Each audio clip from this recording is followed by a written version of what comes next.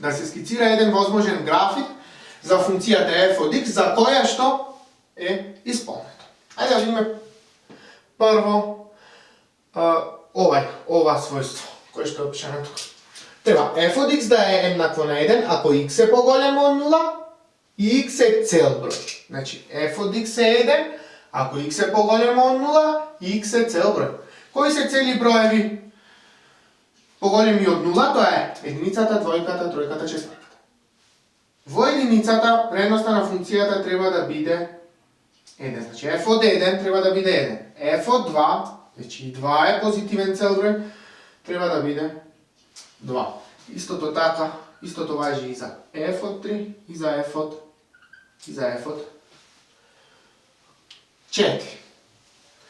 f од x е различно од 1 ако x е поголемо од 0, значи ако x е позитивен број и x не е цел број. За останатите позитивни броеви, вредност на функцијата f од x е различна од 1. Па така, за овие тука броеви, за овие сите помеѓу целите броеви, треба да имам некаква функција чија што вредност нема да биде единица. Значи, тука не смеам да ставам точка. Пример за 1,5 не смеам да имам вредност 1. Треба да имам или нешто горе или нешто долу. И уште нешто. Кога x тежи кон плюс бесконечност, f од x треба да се доближува кон 1. Значи вредноста на функцијата треба се поблиску и поблиску да биде кон ова тука. Па така, една функција која што го исполнува ова својство горе е следната. Тука може нешто вакво да нацртаме. Никаде во овај дел функцијата не прима вредност 1, во единицата е 1. Понатака, за да ова е исполнето, или место да f од x кој x тежи кон плюс бесконечност е еднакво на 1, овие делови, фактички полукружниците и триоголниците кои што ќе ги користам, ќе ги смалувам за се поблиску и поблиску да бидат кон 1. Како што гледате, ако x тежи кон плюс бесконечност, ова се поблиску и поблиску станува е кон единица, па исполнето и ова. Тука, ајде да видиме што се случува за негативни вредности на x. f од x е минус 1 ако x е помало од 0 и x е цел број. Значи, за негативните цели броеви го имаме следното. Вредност на функцијата за нив е минус 1. Значи, f од минус 1 е минус 1. f од минус 2 е минус 1. f од минус 3 е минус 1.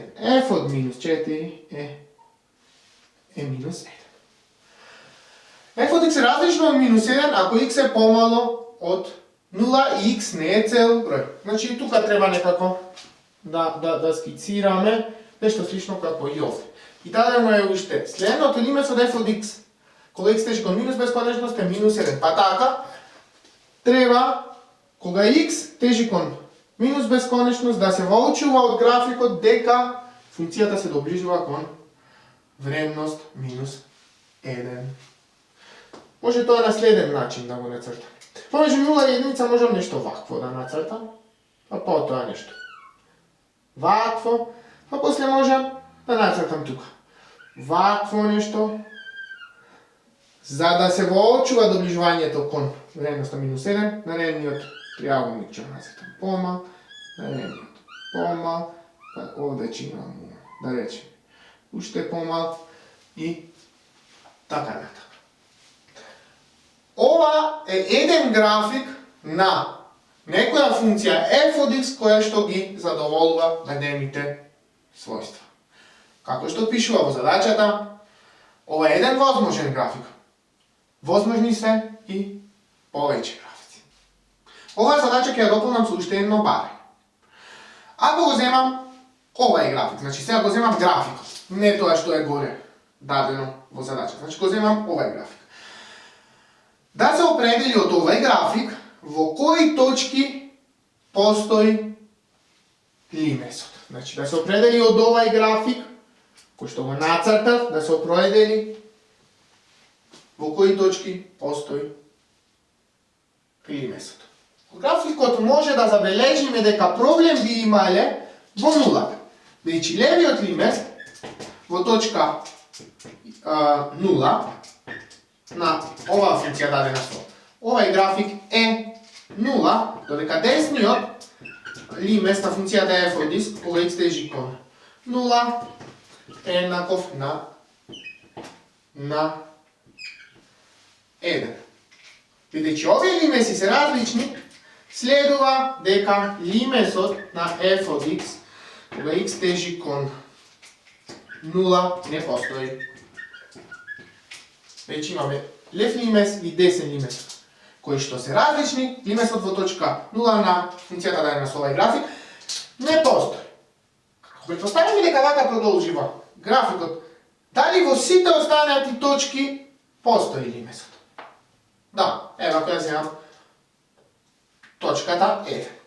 Од лево која се доближува вредност на функцијата оди кон 1. Од десно која се доближува вредност на функцијата оди кон 1.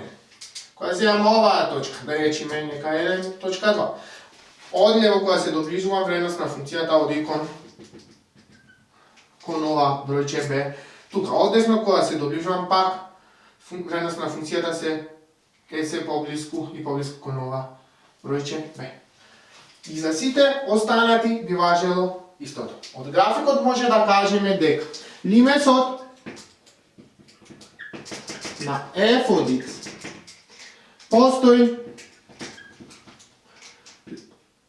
во сите точки x и сите точки x кои што припаѓаат на множеството r, значи за сите реални вредности постои лимесот освен во точката 0. Пак ви велам, второто барање нема врска со првото барање. Го додадов на задачата и при тоа го зедов графикот како таков. Ако имаме друг возможен график за оваа функција, за која што треба да бидат овие исполнети услови, би имале и различно нешто како одговор на второто барање. Но затоа ви реков, го земаме графикот и на тој возможен график, кој што самите сме го нацртале, определивме, кој што график самите го нацртавме, определивме во кои точки постои лимесот.